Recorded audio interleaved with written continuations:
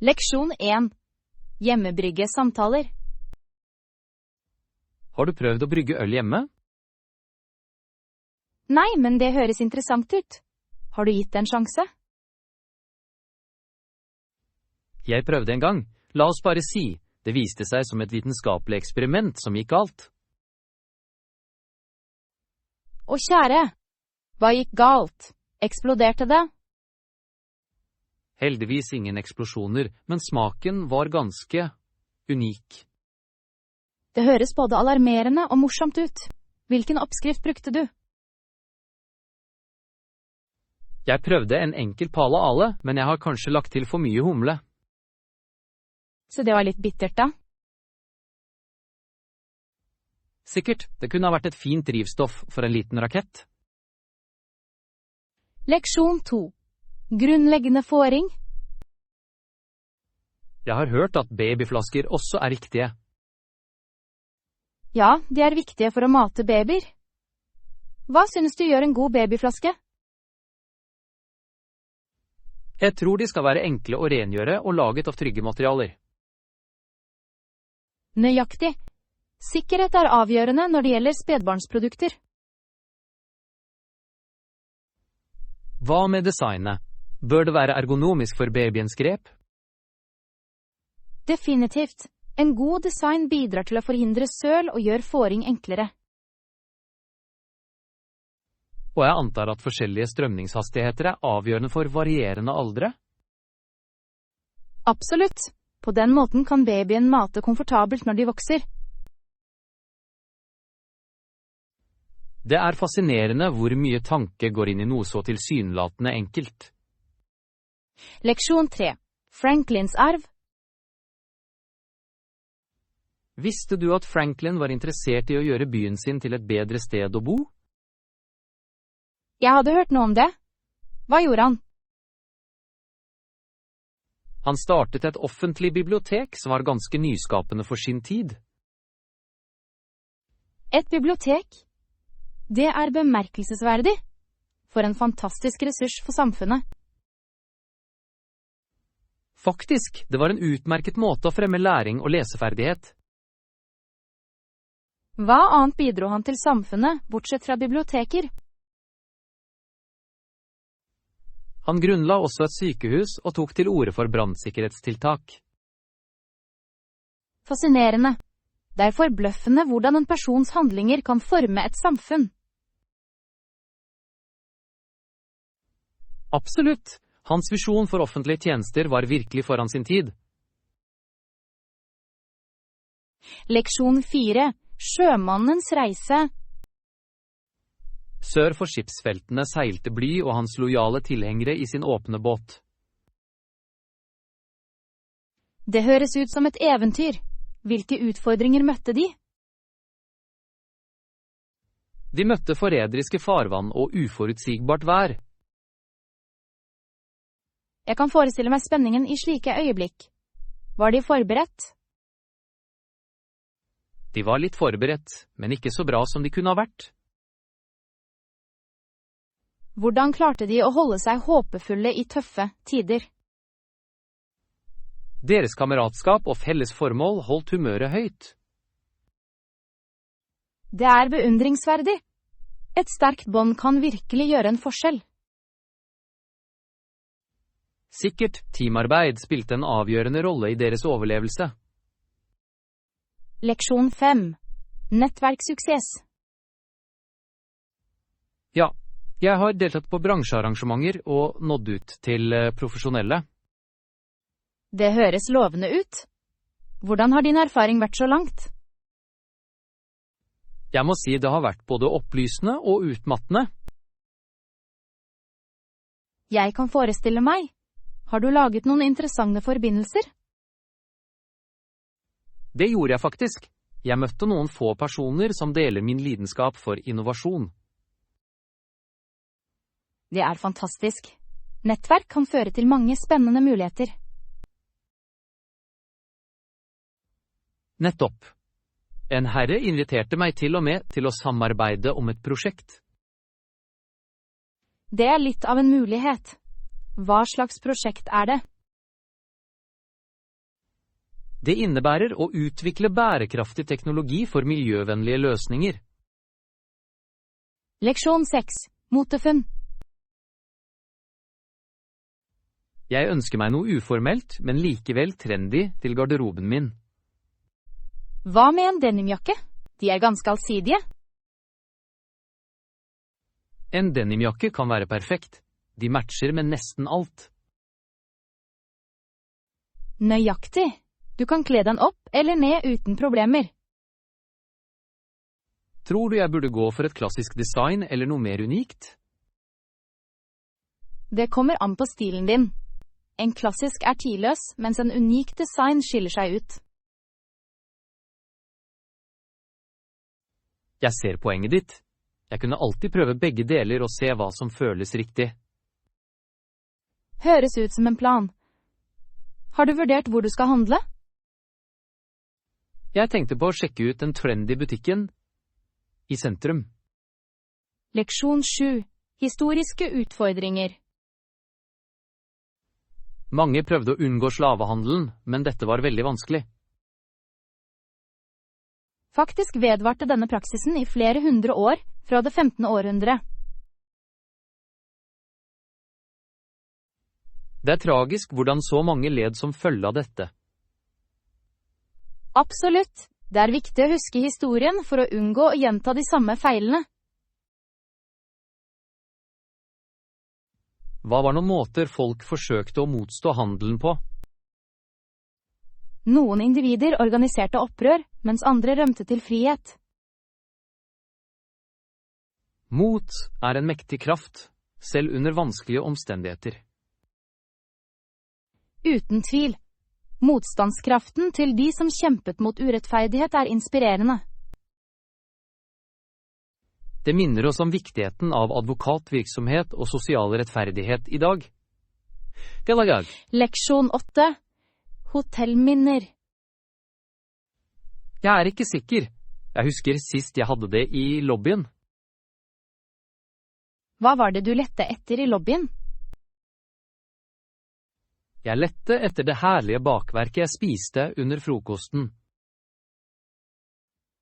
Den med kremfylle. Det var ganske deilig, faktisk. Ja, det er den. Det så ut til å forsvinne som magi. Kanskje ble det visket bort av en altfor ivrig gjest. Det ville forklare den plutselige forsvinningen.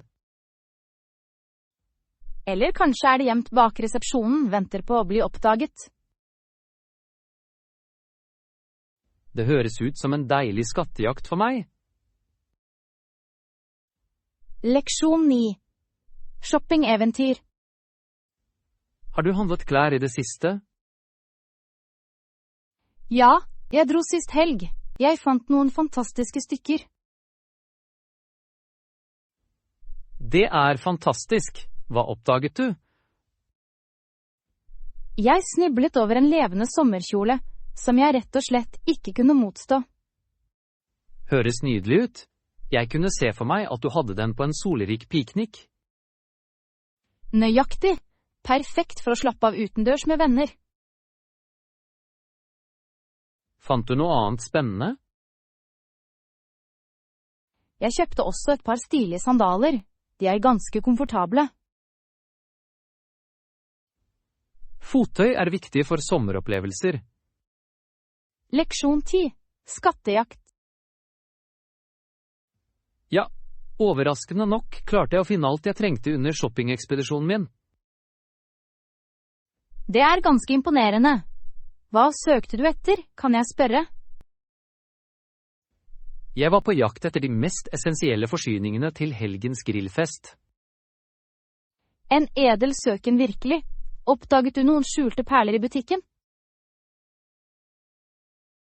Absolutt. Jeg snublet over noen eksotiske krydder som jeg aldri hadde sett før.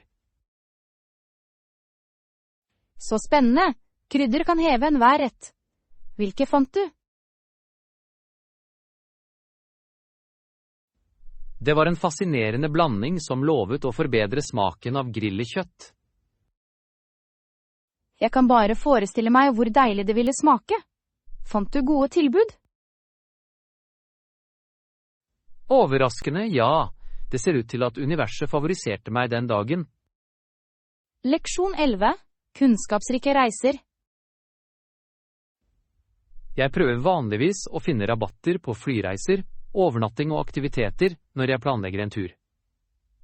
Det er en utmerket strategi. Hvordan går du frem for å søke etter disse rabattene?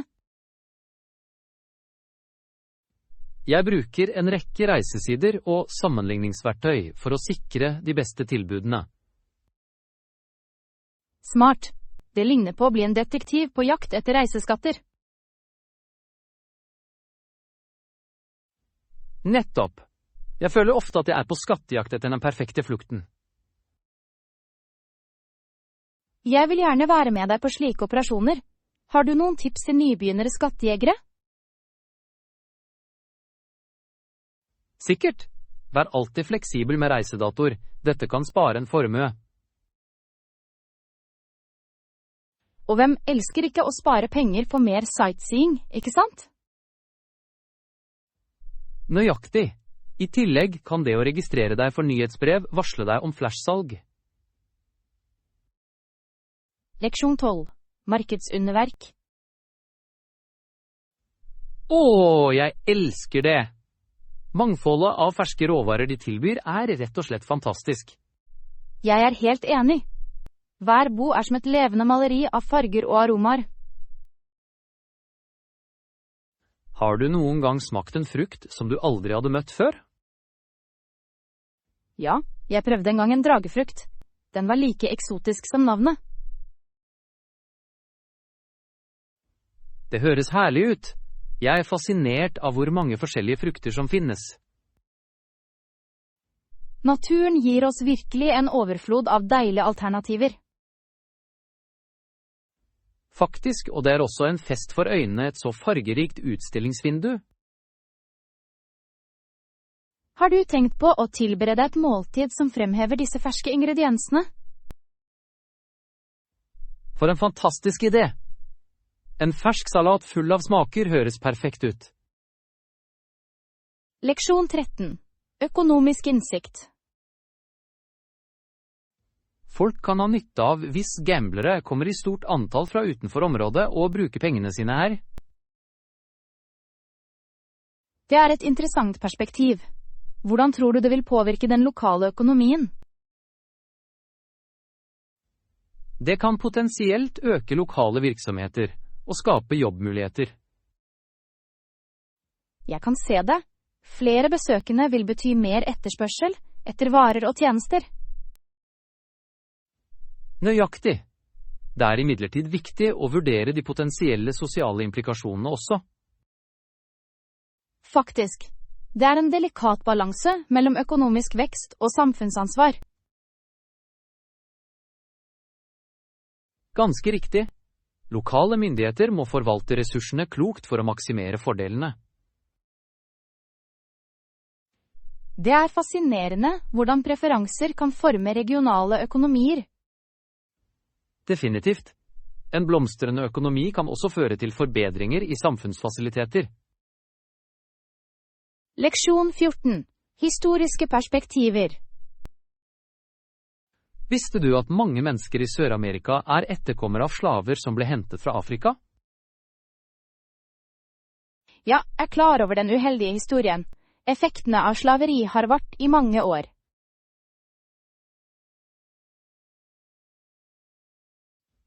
Absolutt. Det formet kulturer, samfunn og økonomier på dype måter. Det virker avgjørende å anerkjenne denne historien for å forstå dagens spørsmål. Faktisk. Å forstå arv kan gi verdifull innsikt i samfunnsdynamikken.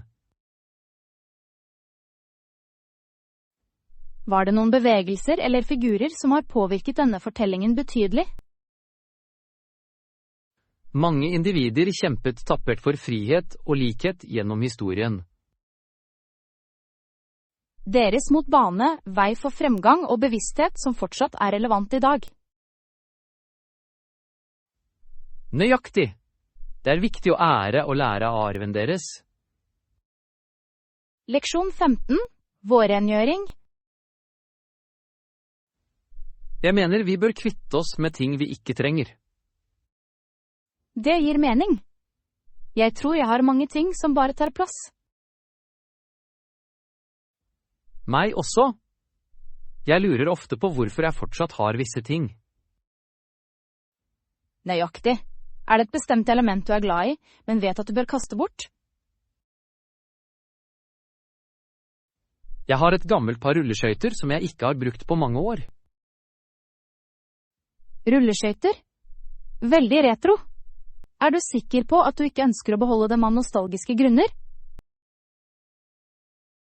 Kanskje, men de har blitt mer av en støvsamler enn et morsomt tilbehør.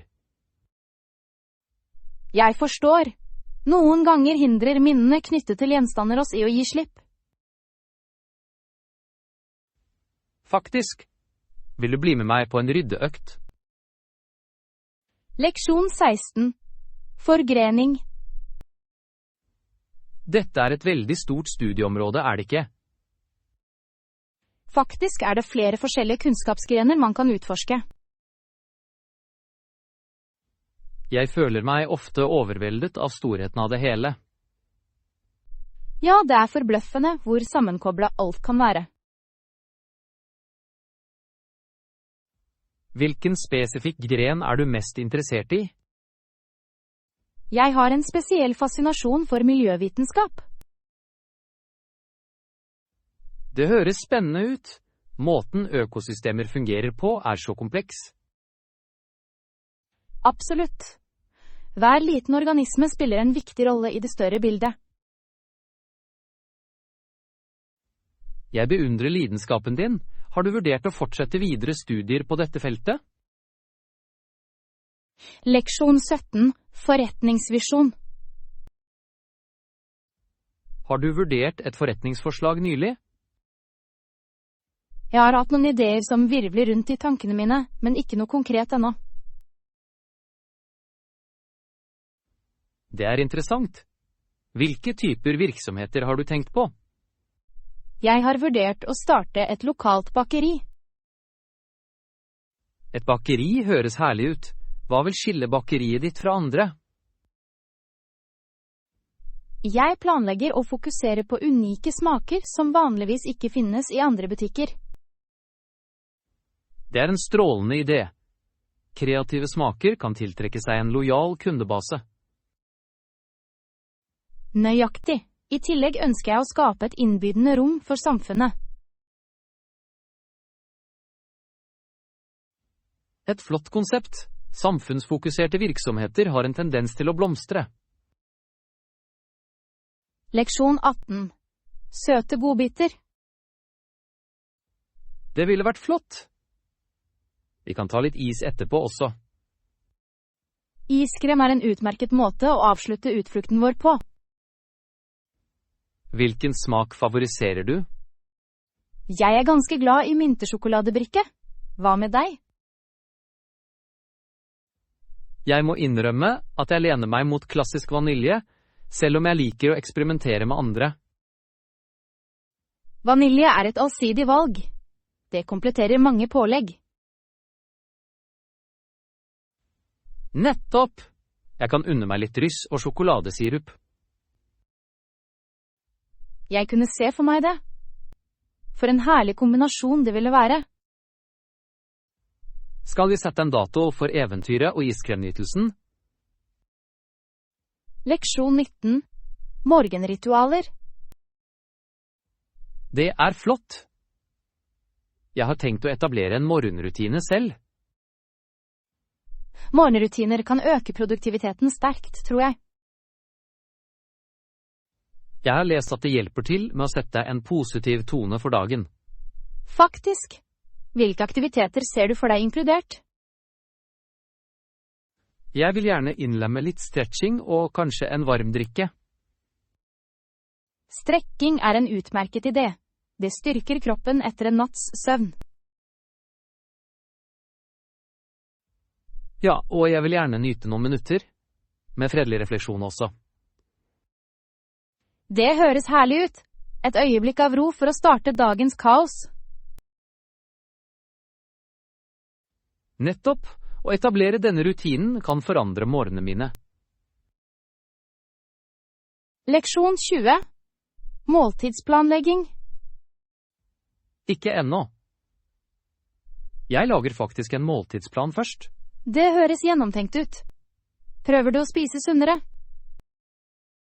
Faktisk, jeg vil sørge for at jeg har balanserte måltider tilberedt for uken. Hvilke elementer vurderer du å inkludere i måltidsplanen din? Jeg tenker på å inkludere mer grønnsaker og fullkorn. Utmerket valg. Fargerike grønnsaker kan legge til både ernæring og livlighet til måltidene dine. Absolutt. I tillegg vil jeg begrense bearbeidet mat. Klok beslutning. Å lage mat fra bunnen av kan være bemyndigende og deilig. Ja, og jeg tror det vil hjelpe meg å spare penger på lang sikt også. Leksjon 21. Arbeide med barn. Jeg har alltid hatt lyst til å jobbe med barn. Det er fantastisk. Har du tenkt på hvilket spesifikt område du fokuserer på? Jeg vurderer å undervise på barneleirer der elevene lærer ulike ferdigheter. For en givende opplevelse det ville være. Har du en spesiell ferdighet i tankene? Kanskje jeg kunne lære kunst og håndverk, eller til og med grunnleggende matlagingsevner. Begge disse høres herlige ut. Barn viser ofte enorm kreativitet. Jeg tror de gjør det. Deres entusiasme er smittsom. Det er det absolutt. Har du hatt erfaring med å jobbe med barn før? Bare frivillig på lokale skoler, men det var ganske tilfredsstillende. Leksjon 22. Tilbehørsstil. Det passer fint, men jeg synes det er litt vanlig. Jeg forstår hva du mener. Har du vurdert å legge til tilbehør? Det har jeg ikke, men det er et utmerket forslag. Tilbehør kan dramatisk forbedre et antrekk. Hva har du i tankene? Kanskje et dristig statement-halskjede eller et stilig skjerf ville fungere. Begge er gode alternativer. Et levende skjerf kan legge til en fargeklatt. Det er sant. Jeg kunne absolutt bruke litt farge for å lyse det opp. Vurder også noen fine øredobber eller et fasjonabelt belte for å heve utseendet. Det er fantastiske ideer. Jeg vil definitivt utforske disse alternativene. Leksjon 23. Pakking for eventyr. Flott! La oss lage en liste over ting vi trenger å pakke for turen også. En liste er en klok idé. Hvilke elementer mener du bør være på toppen? Jeg antar at klær som passer for været ville være avgjørende. Absolutt. Vi må sørge for at vi er komfortable gjennom hele reisen. Og vi bør ikke glemme noen toalettsaker og personlige ting. Ja, de er avgjørende. Hva med underholdning for reisen? Musikk og bøker er alltid gode følgesvenner for lange turer. Nettopp! Jeg kan ta med meg en reisedagbok for å dokumentere eventyret vårt. Det høres fantastisk ut. Det ville gi gode minner. Leksjon 24. Utopiske idealer. I motsetning til utopien om fred og likhet som demokratiske sosialister har drømt om, står vi overfor mange utfordringer. Faktisk, det ser ut til at virkeligheten ofte avviker fra idealistiske visjoner. Hvilke aspekter syns du er mest utfordrende? Økonomiske forskjeller og sosial urettferdighet er betydelige hindringer å overvinne. Absolutt. Å oppnå ekte likestilling krever vedvarende innsats. Det er viktig å delta i dialoger som fremmer forståelse og enhet. Godt sagt. Endring kan bare skje når vi jobber sammen som et fellesskap. Nøyaktig. Bevissthet er det første skrittet mot meningsfull fremgang. Det er en inspirerende visjon, faktisk. La oss fortsette å strebe for et bedre samfunn. Leksjon 25. Populære studier. Administrasjon, utdanning, barnestudier og psykologi virker spesielt populære i disse dager. Det gjør de virkelig. Mange individer er opptatt av å forstå menneskelig atferd og utvikling. Det som fascinerer meg er hvor sammenkoblet disse feltene er. Absolutt. Kunnskap på ett område forbedrer ofte forståelsen i et annet. Jeg ser for meg at nyutdannede fra disse programmene har en mengde karrieremuligheter tilgjengelig. Ja, de kan jobbe på skole, rådgivning eller til og med bedriftstrening. Det høres utrolig tilfredsstillende ut. Hva ville du valgt hvis du fikk sjansen? Jeg vil sannsynligvis utforske barnestudier. Å jobbe med barn er ganske givende. Jeg kan se at du utmerker deg på det området. Din medfølelse og tålmodighet ville være uvurderlig. Leksjon 26. Eksperimenterende moro. Vi kan prøve enkle eksperimenter, som å dyrke planter fra frø, eller få Høres en ut som vulkan herlige til å bryte prosjekter. ut. Jeg har gode minner fra vulkaneksperimenter på skolen. Spenningen når den bryter ut er rett og slett spennende. Absolutt. Det er både lærerikt og underholdende. Har du noen spesifikke planter i tankene? Kanskje vi kunne dyrke urter. De er nyttige og lukter fantastisk. For en fantastisk idé. Basilikum og mynte ville være perfekt til matlaging. Ja, vi kunne lage vår helt egen urtehage. Tanken på friske urter ved fingertuppene er ganske spennende. Jeg er allerede spent. Når skal vi komme i gang? Leksjon 27. Kryddereventyr. Jeg må vite hvordan jeg skal håndtere ekstremt varme retter. Du skulle tro det, med tanke på din kjærlighet til krydret mat. Jeg er en krydderelsker, og jeg liker å tilsette varme til nesten hvert måltid. Det er ganske dristig. Har du noen gang overdrevet det ved et uhell? Flere ganger enn jeg bryr meg om å innrømme. Smaksløkene mine har gått på ville eventyr. Det handler om balanse, antar jeg. Hvilken varm ingrediens er din favoritt? Jeg vil si jalapenos perfekt krydret uten å være overveldende. Et klassisk valg. Har du prøvd å innlemme forskjellige typer chilipepper? Jeg har ikke våget meg utover jalapenos, men jeg er åpen for utforskning. Leksjon 28. Gamle underverker. Absolutt. Jeg har hørt at det er et fantastisk gammelt tempelkompleks. Fra det jeg forstår, arkitekturen er fantastisk intrikat. Ja, historien bak slike nettsteder er ofte rik og fengslende. Jeg vil gjerne lære mer om kulturene som bygde dem. Tenk deg historiene disse steinene kunne fortelle hvis de kunne snakke. Ganske poetisk. Det er fascinerende hvordan de har stått tidstesten. Faktisk viser det oppfinnsomheten til gamle sivilisasjoner. Tror du at vi kan besøke et slikt nettsted en dag?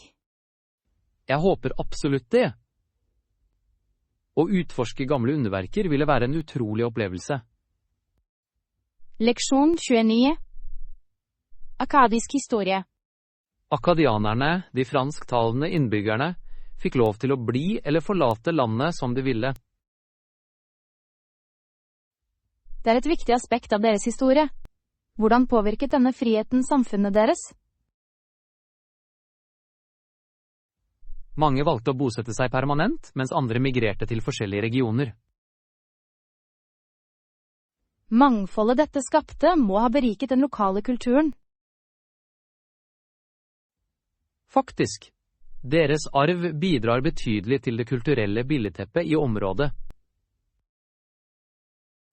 Jeg synes det er fascinerende hvordan historien kan forme dagens identiteter. Absolutt. Å forstå røttene våre kan gi verdifull kontekst. For en tankevekkende samtale. Har du forsket mye på dette emnet? Litt! Jeg liker å lære om forskjellige kulturer og deres historie. Leksjon 30. Morgenrutine. Jeg burde prøve det også. Har du noen tips til hvordan du kan etablere en rutine? Sikkert! Nøkkelen er å starte i det små og bygge derfra. Det gir mening. Hva anser du som viktig for en vellykket morgen? Jeg anbefaler å inkludere en sunn frokost og litt fysisk aktivitet. Jeg er enig. Det gir en positiv tone for resten av dagen. I tillegg kan det være motiverende å belønne deg selv for å holde deg til rutinen. Utmerket forslag. Hvilken type belønning synes du er effektiv? Jeg unner meg ofte favoritte eller en herlig podcast-episode. De høres fantastisk ut. Jeg skal huske på dette når jeg jobber med rutinen min. Leksjon 31. Landminer. Hvis vi handler raskt, kan vi få slutt på denne pesten på jorden, forårsaket av landminer. Det er et edelt mål. Virkningen av landminer er ødeleggende for lokalsamfunn.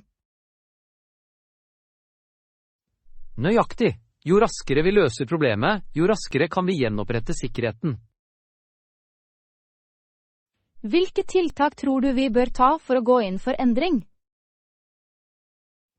Å øke bevisstheten om farene og støtte fjerningsinitiativer er avgjørende.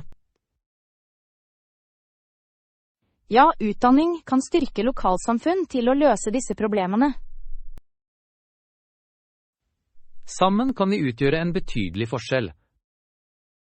Jeg brenner for å gjøre denne verden til et tryggere sted. Med besluttsomhet kan vi drive endringen som trengs for fremtidige generasjoner. Leksjon 32. Geografi av innsjøer. Visste du at Lake Huron renner ut i Sinclair-elven?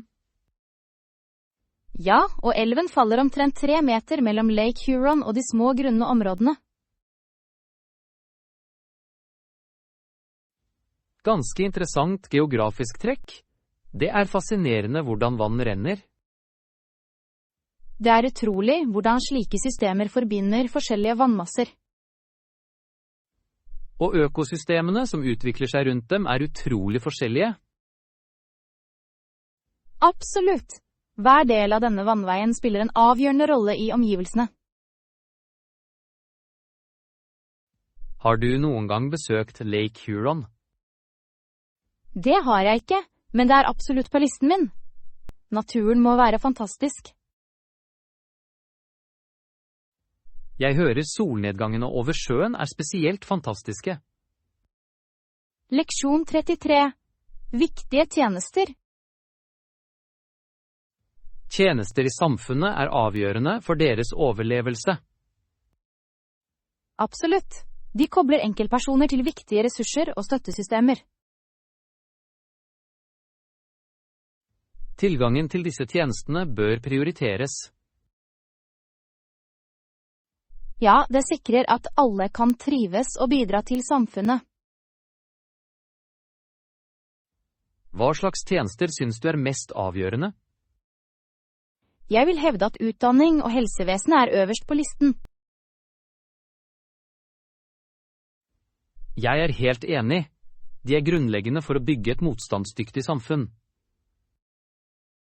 I tillegg gir de enkeltpersoner muligheter for vekst og forbedring. Nettopp. Det er inspirerende å se lokalsamfunn ta til orde for bedre tjenester. Leksjon 34. Valutaveksling. Jeg lurer på hvor mye er valutakursen for amerikanske dollar for tiden? Det er et viktig spørsmål, spesielt for alle som reiser. Faktisk, jeg har alltid en tendens til å overtenke valutakonverteringer når jeg er i utlandet. Du er ikke alene. Det kan føles som en mini-matteeksamen hver gang. Nettopp! Jeg foretrekker å fokusere på å nyte turen i stedet for å beregne utvekslinger. Har du vurdert å bruke en valutaomregningsapp? Det har jeg ikke, men det høres ut som en god idé. De er ganske nyttige og kan bidra til å eliminere noe av den mentale matematikken. Høres ut som den perfekte reisefølgen. Jeg skal laste ned en med en gang. Leksjon 35. Koselige kvelder. Heller ikke meg. Det kommer til å bli en koselig og avslappende kveld. Absolutt. Det er virkelig de beste kveldene. Hva har du planlagt for denne koselige natten? Jeg tror jeg skal unne meg en god bok og en varm kopp te. Det høres herlig ut. Jeg kan se en film med litt snacks. Perfekt kombinasjon. Har du bestemt deg for en film ennå? Kanskje noe letthjerte for å holde stemningen morsom. En komedie høres ideell ut. Det er alltid oppløftende. Du kan aldri gå galt med en god latter, det er sikkert.